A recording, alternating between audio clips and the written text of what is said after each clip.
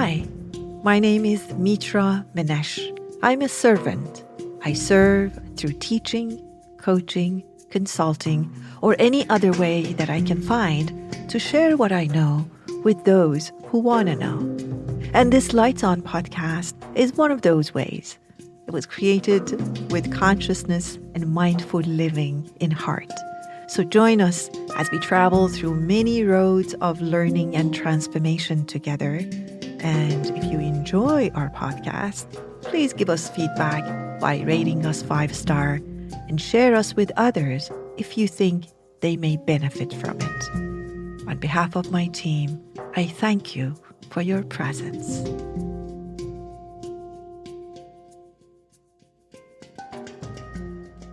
This episode is about the relationship between different stages of grief and mindfulness.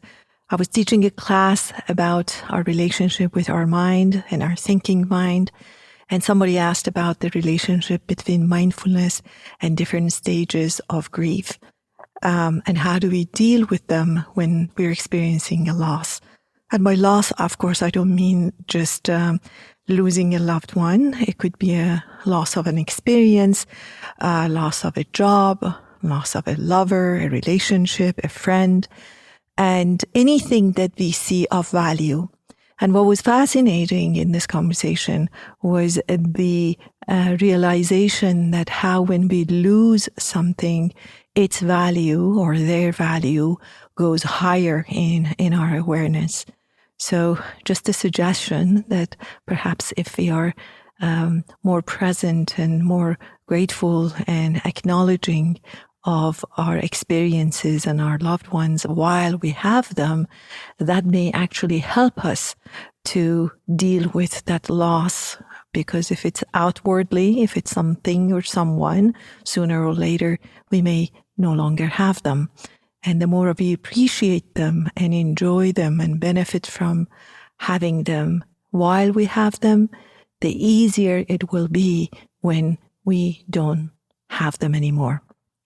And if you look at relationships, and I know that I have been a witness to that, both professionally and personally, those people that we have valued and had resolved and had healthier relationship with, when they leave, we are able to work with our losses in a far more healthier way.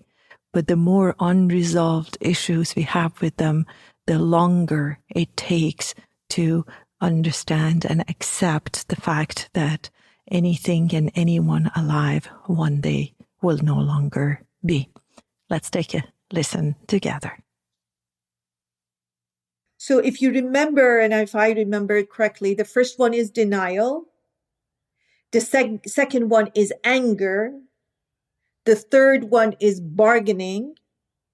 The fourth one is depression. And the fifth one is acceptance. These are the 5 stages of grief that somebody has come up with. I mean, it doesn't need to be exactly that, but that's what they have talked about. So denial is when we are actually in the first layer of thought. We don't even know that we don't know. If you think about that. I'm just saying, no, I don't think so. No, it's not me. I think it was a scratch. It wasn't a cancer. And it was like, you go to that denial. And anger is when you've actually accepted, you have seen. So if you were practicing, it's exactly what like Kristen was saying. Now I'm seeing that I'm in a character. And that's where the anger is coming, because now I'm thinking, oh my God, this is true. I'm not accepting it yet. But I can see that I have lost my health. I have lost my loved ones. I've lost my job, my lover, whatever it is. So, and they're all, by the way, all losses, they go through the grief. It's not just when a loved one dies. Anything. You lose your hope is the same thing. You go through that.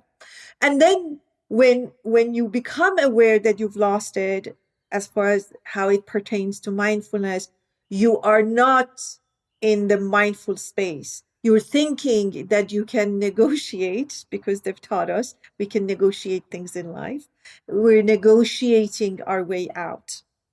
And I think when you get to the depression part is when you start living in the past. And what we do is we idolize how wonderful we had it. And that's why when we die, we are usually honored. No live person is honored the way they are honored when they die. So you want to be honored? No, sorry. If I want to be honored, I just need to die. And tomorrow you'll see how many people will praise me. All of a sudden I become an icon. But in service every day, working day and night, 7 days a week, people say, yeah, she's not bad. Like we love because we really augment how good we had it in the past. And that's where the depression comes in. That's when we are in the past and we're not present to it. When we become present to our loss and we get to the acceptance, actually, that's where the grieving process stops. And that's where the actual mindfulness practice starts. So when I accept, now I need to go to other work. That's not the end of it. Acceptance is not the end of it. Now I need to create something new and replace the loss that I had. It doesn't mean it will be exactly the same. So it doesn't mean if I lost a lover, I will go and get another lover. But I mean that something that brings joy to my heart. And that's why people sometimes change for much, much better when they lose their job, when they lose their hope, when they lose their loved ones. They find other things that are far more meaningful. And I don't mean people are not meaningful in our life, but its reference is inside of us, not outside of me. If my reference is outside and I lose it, and there's a 100% chance if it's outside of me, I will lose it, then I'll be really sad and almost always in grieving process.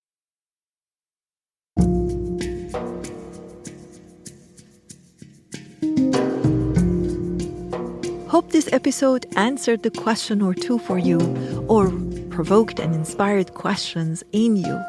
I'm so grateful you showed up and listened up. Until the next time, be well and stay curious.